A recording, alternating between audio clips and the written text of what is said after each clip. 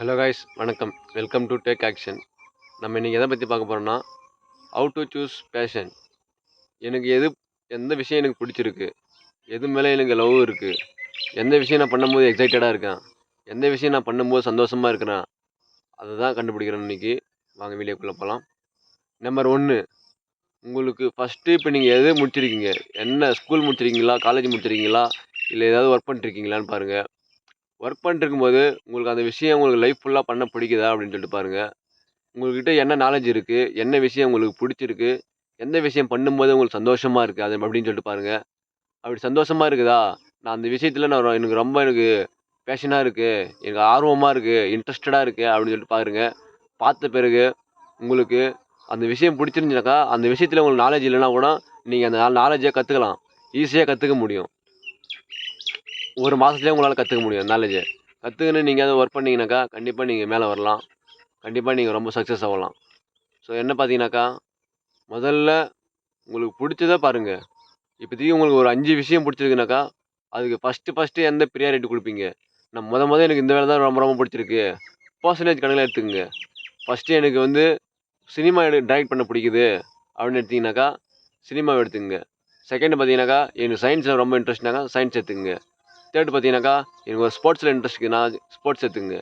Fourth பார்த்தீங்கன்னாக்கா, நான் ஒரு பிசினஸ் பண்ணணும் அப்படின்னு நெனச்சீங்கன்னாக்கா, பிசினஸ் எடுத்துக்கங்க. ஃபிஃப்த்து பார்த்தீங்கன்னாக்கா, எனக்கு வேறு எதனா ஒரு இன்ட்ரெஸ்ட் இருக்குது, நான் ஒரு மளிகை கடை வைக்கணும், இல்லை எதனா ஒரு சேல்ஸ் பண்ணணும், டெக்ஸ்டைல்ஸ் வைக்கணும் அப்படின்னு சொன்னீங்கன்னா, சேல்ஸ் பண்ணுங்க. ஸோ அதுபோல தான். உங்களுக்கு எந்த விஷயம் பிடிச்சிருக்கோ அதை எடுத்துக்கங்க. அந்த விஷயத்தில் கன்சிஸ்டன்சியாக ஒர்க் பண்ணுங்க. லைஃப் டைமாக ஒர்க் பண்ண முடியுமான்னு பாருங்க. உங்களுக்கு இப்போதைக்கு சினிமாவும் சயின்ஸும் ரொம்ப பிடிக்குதுனாக்கா, 2மே ஒரே ஈக்குவலாக இருக்குனாக்கா, அப்போ என்ன பண்ணணும், நம்ம ஒரு படத்தை டைரக்ட் பண்ணும்போது சயின்ஸும் இருக்கும், அதில் மூவி டைரக்ட் பண்ணுறதும் இருக்கும். ஸோ அப்படிதான். உங்களுக்கு எந்த விஷயம் உங்களுக்கு ரொம்ப ரொம்ப பிடிச்சிருக்கு அப்படின்னு சொல்லிட்டு பாருங்க. அந்த விஷயத்த தொடர்ந்து கன்சிஸ்டன்ஸா பண்ண முடியுதான்னு பாருங்க.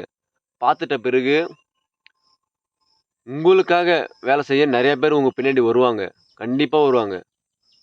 நீங்க அந்த பேஷன சூஸ் பண்ணிட்டு, அது ஒவ்வொரு நாளும் ப்ராசஸ் பண்ணிட்டே இருங்க. கத்துக்கிட்டே இருங்க. இப்போதைக்கு ஒரு சினிமா ஆக்டர் இருக்காருனாக்கா, ஒவ்வொரு நாளும் அவர் புதுசு புதுசா நடிக்க கத்துப்பாரு. அவர் ஒரு படம் எடுக்குறாங்கனாக்கா, ஒரு டைரக்டர் எப்படி சொல்றாருனாக்கா, அதே மாரி நடிக்க கத்துக்கிட்டே இருப்பாரு. அந்த மாரி போக போக தான் ஒரு படத்த எடுக்க முடியுமே. ஒரு படம் ஒரு 2 1/2 மணி நேரம் படம். ஒரு 2 வருஷம், 3 வருஷம், 10 வருஷம் கூட எடுக்குறாங்க படத்த. அதெல்லாம் எப்படி? அந்த அவங்க டைரக்டருக்கு ஏத்த மாரி அந்த சீன் வரணும். சீன் அமையணும். அப்படின்னா தான் அந்த சீன் கரெக்ட் ஆகும். இப்போதைக்கு கேஜிஎஃப் இருக்கு. கேஜிஎஃப் எந்த அளவுக்கு ஹிட்ன்னு உங்களுக்கே தெரியும். அந்த ஃபிலிம் எடுக்க எவ்வளோ வருஷம் ஆச்சு? 6 வருஷம், 3 வருஷம் ஆயிடுச்சு. ஸோ அந்த மாதிரி தான் ஒவ்வொரு ஷாட்டும் அதில பார்த்தீங்கன்னா, ரொம்ப அட்ராக்டிவா இருக்கும். ரொம்ப யூனிக்கா இருக்கும். ஒரு எமோஷனலா இருக்கும்.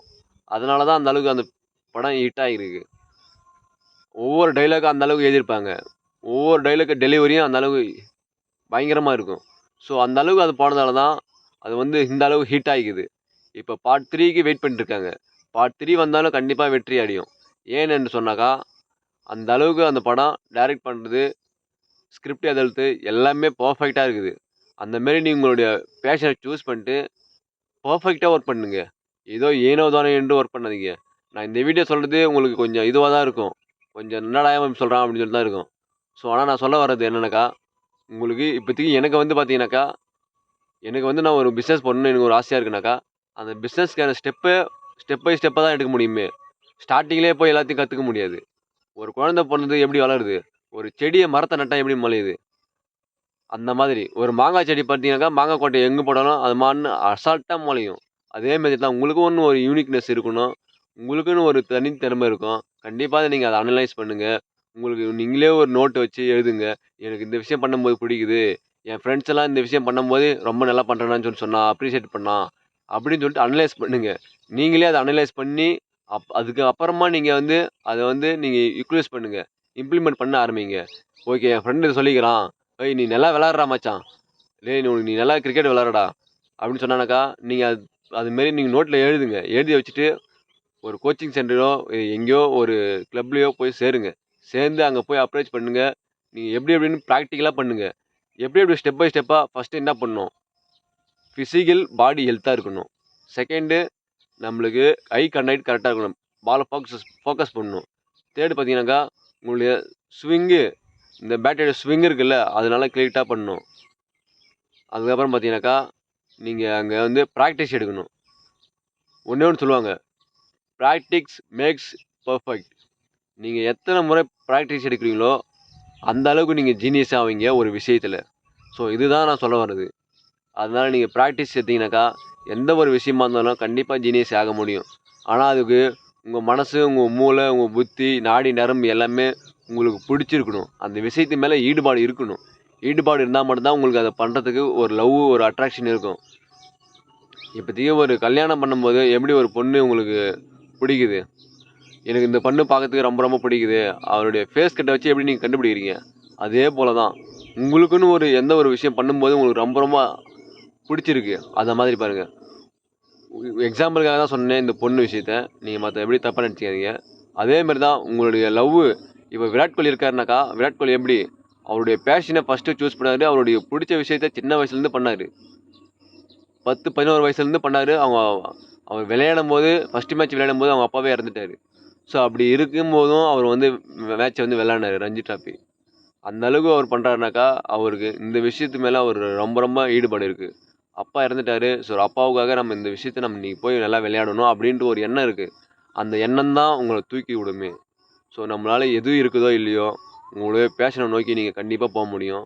கண்டிப்பா நீங்க சூஸ் பண்ணி அத நீங்க அடைஞ்சீங்கனாக்கா, இந்த வேர்ல்டே உங்கள திரும்பி பார்க்கும்.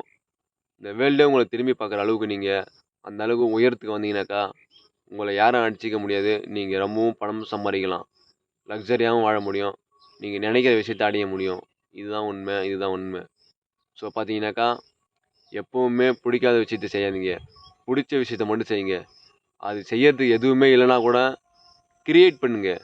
கிரியேட்டிவிட்டி தான் இப்போதைக்கு. ஒவ்வொரு விஷயமும் ஒவ்வொரு நாளும் ஒவ்வொரு விஷயம் புதுசு புதுசா லான்ச் பண்றாங்க. ஒரு ஒரு புது புது அப்ளிகேஷன் லான்ச் பண்றாங்க. ஒரு புது புது சாஃப்ட்வேர லான்ச் பண்றாங்க. அதெல்லாம் எப்படி? மனுஷன் தான் கண்டுபிடிக்கிறது. இந்த உலகத்துல இருக்கிறது எல்லாமே மனுஷனால மட்டும் தான் கண்டுபிடிச்சது. மனுஷன் தான் கண்டுபிடிச்சது. இயற்கையா வந்தது. ஆனா இயற்கையா கண்டுபிடிக்கிறவங்க, ஒரு நேச்சுரலி அவங்க கண்டுபிடிக்கிறவங்க ரொம்ப ஜீனியஸா ஆக முடியும். கண்டிப்பா ஜீனியஸ் ஆக முடியும். ஸோ நான் என்ன சொல்றேன்னாக்கா, ஃபர்ஸ்ட் ஒண்ணு உங்களுடைய பேஷனே எதுன்னு பாருங்க. உங்களுக்கு எது மேல பண்ணும்போது சந்தோஷமா இருக்கு.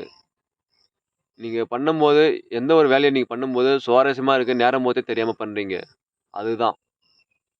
சச்சின் டெண்டுல்கர் எடுத்தீங்கன்னாக்கா, அசால்ட்டா ஆடுவாரு பேட்டு. ஒரு கிரிக்கெட் பால் குடுத்து அவர்கிட்ட நீங்க அவருக்கு போட்டீங்கன்னாக்கா, அவரு அசால்ட்டா அடிப்பாரு. அந்த மாதிரி ஒரு ரஜினிகாந்த் குடுத்தீங்கன்னாக்கா, அவரு அசால்ட்டா நடிப்பாரு. ஒரு ஸ்டைலிஷ் ஆக்டர்ன்னு சொன்னீங்கன்னாக்கா, ரஜினிகாந்த். அப்போத்துலருந்து அவரு ஸ்டைலிஷ். ஸோ அந்த மாதிரி உங்களுக்கு எது மேல லவ் இருக்கு? எந்த விஷயம் உங்களுக்கு புடிச்சிருக்கு? அப்படின்னு சொல்லிட்டு பாருங்க. அந்த விஷயத்த தொடர்ந்து நீங்க செஞ்சுட்டே வாங்க. ஒவ்வொரு நாளும் புதுசு புதுசா செய்யுங்க. இந்த உலகம் நீங்க இந்த உலகத்த விட்டு நீங்க பிரிஞ்சாலும், இந்த உலகம் உங்கள மறக்காத அளவுக்கு நீங்க பார்த்துக்கங்க. அதுதான் நான் சொல்ல வர்றது.